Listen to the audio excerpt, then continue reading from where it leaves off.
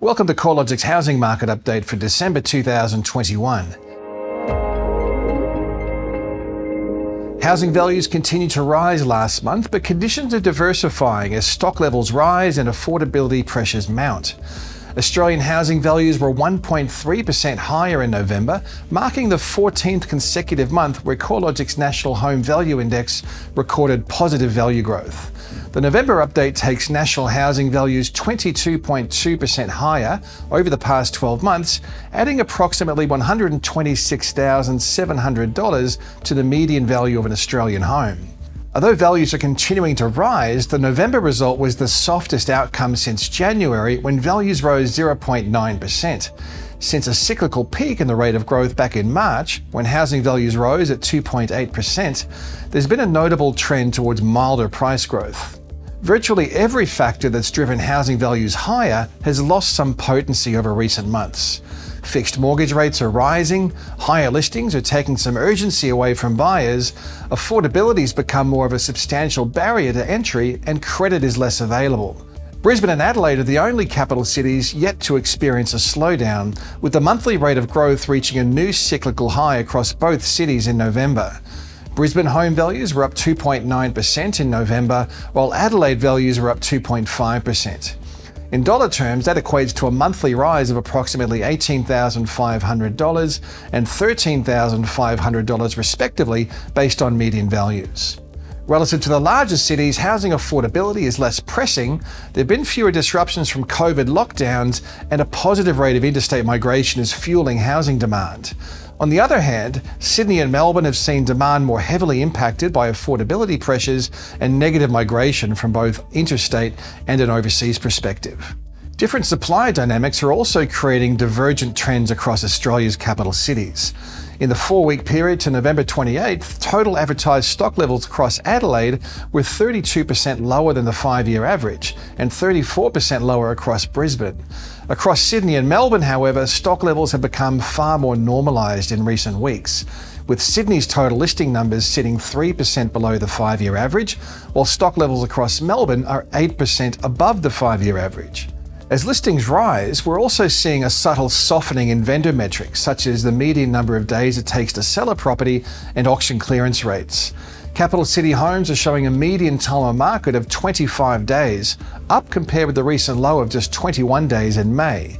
At the same time, auction clearance rates have trended lower, with the capital city weighted average reducing from the low 80% range in early October to the high 60% range over the last week of November.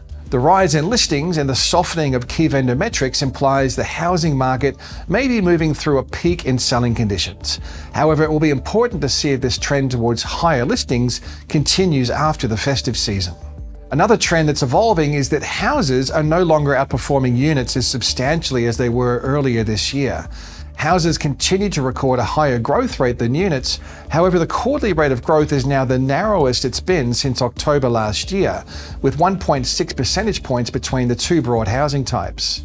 Based on median values, capital city houses are now 38% more expensive than capital city units. That's the largest difference on record.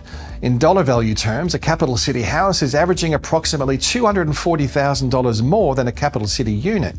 In Sydney, where the gap between house and unit values is the widest, a house now costs $523,000 more on average than a unit. With such a large value gap opening up between the broad housing types, it's no wonder we're seeing demand gradually transition towards higher density housing options, simply because they're substantially more affordable than buying a house. The slowdown in housing market conditions is less obvious across the regional areas of Australia, where the monthly pace of capital gains has accelerated over the past 3 months. Across the combined rest of state regions of Australia, housing values are up 2.2% in November, double the monthly rate recorded over the combined capital cities at 1.1%. Regional Tasmania and regional New South Wales have been the standouts from a capital growth perspective. Across regional Australia, the strongest growth trends remain skewed towards the coastal and the lifestyle markets, with New South Wales, Southern Highlands and Shoalhaven recording the highest quarterly growth rate at 9.7%, followed by the Hunter Valley at 8.9% and Tasmania's Launceston and North East region at 7.7%. Demand for housing across regional markets, especially those within commuting distance of the major cities, is continuing to benefit from the rise in popularity of remote working arrangements, along with the renewed demand for coastal and lifestyle properties, and in many cases, more affordable housing options. The outlook for Australian housing markets remains positive, however, the pace of capital gains has lost momentum across most regions since April. This trend towards slowing growth is likely to continue into next year and beyond.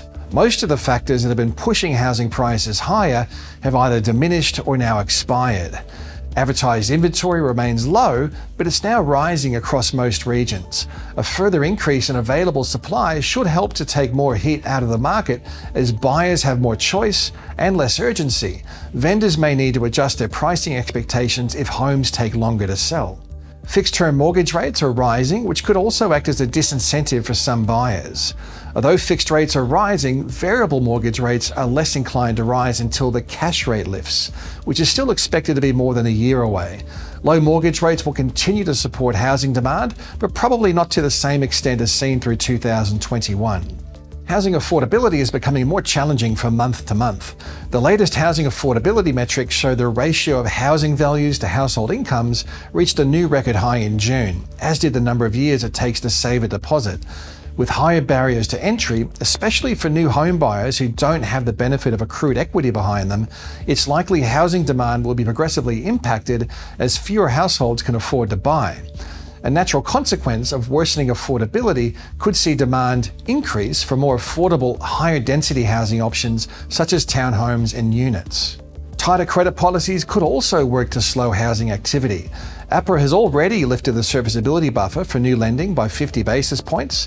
While this policy isn't likely to have a material impact on home lending, APRA went on to release a macroprudential policy framework in November, which calls out growth in asset prices, along with other factors including credit growth and lending conditions, as a key indicator of emerging systemic risks.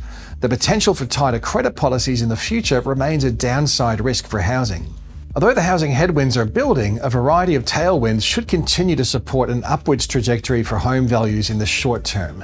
Although mortgage rates are rising, the cost of debt is likely to remain well below long-term averages, continuing to support demand for an extended period of time.